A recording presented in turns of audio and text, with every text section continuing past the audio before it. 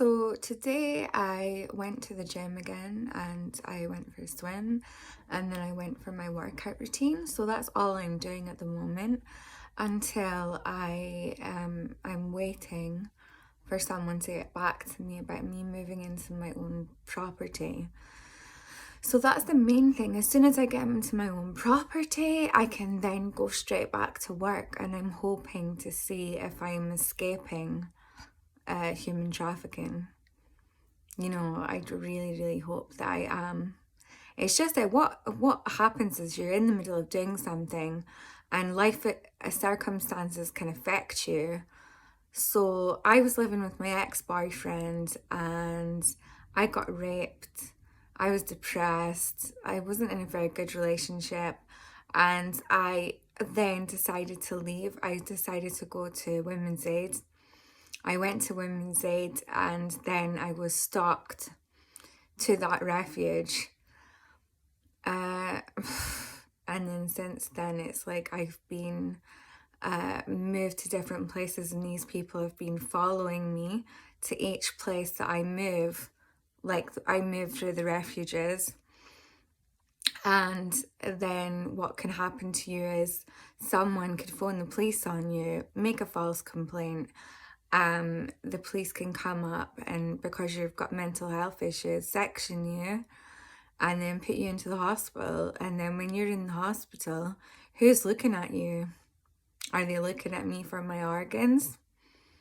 They could change your diagnosis because they think that your medication doesn't work if you get sectioned.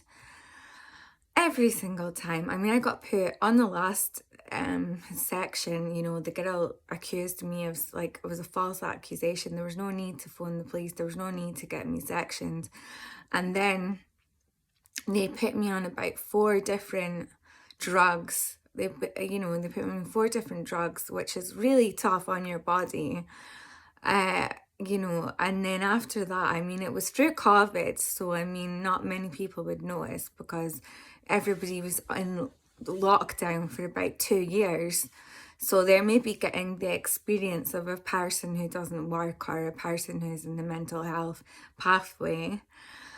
So you're in the hospital, and then when I get out, what happens? I get diagnosed back again to bipolar, and I get on my bipolar medication again. So I'm just wondering, why am I going through this process? This could be very, very organised through the services. I mean, the police are corrupt, the social work department are corrupt, the justice system are corrupt.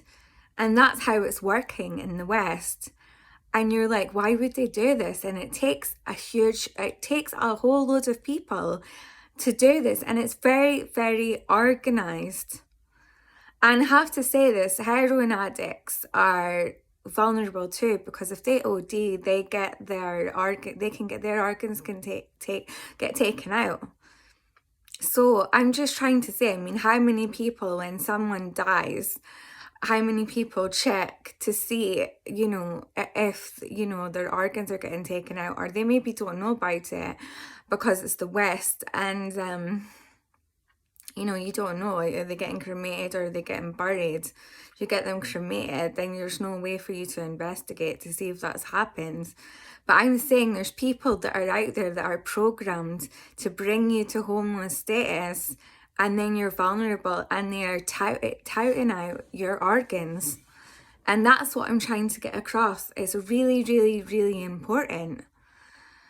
So anyway, I am fighting, I'm strong. I feel better that I know that I could fight back now. I know where my paedophile is located. I know where he is. I know what he looks like. And, I'm feeling better. And what I'm trying to do is I'm trying to get justice over my life. Get over the justice of, all of the, all the things that have happened to me. So I don't know how else to get this across to other people, except there are movies out there, like All Good Things. That was like me and my ex-boyfriend. I felt like that was our movie, except I didn't smoke any drugs. But I went out with him. We didn't get married, but the rest of it is how I felt.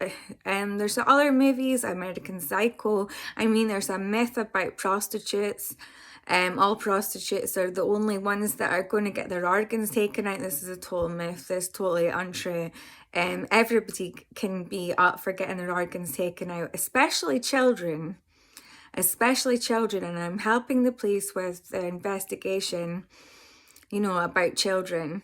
So it's pretty much happening. It's all out there, but I just need a lot of people that are very passionate, like I am, to ending this. I don't want other people to suffer. I don't want other people to die.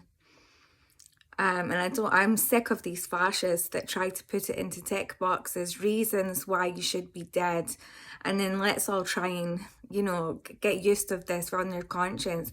How much money are people getting exploited by, and how much money are children getting exploited by? I'm really disappointed with some of my friends. It's like, you've known me for a long time. You know that I got molested as a child, and it's like, do you actually think that this kind of treatment towards me is acceptable? And that's to my family as well. They just seem to be all selfish unless it happens to them. So anyway, I'm going to leave that. I can only give you my own life experience. And yeah, please think about it.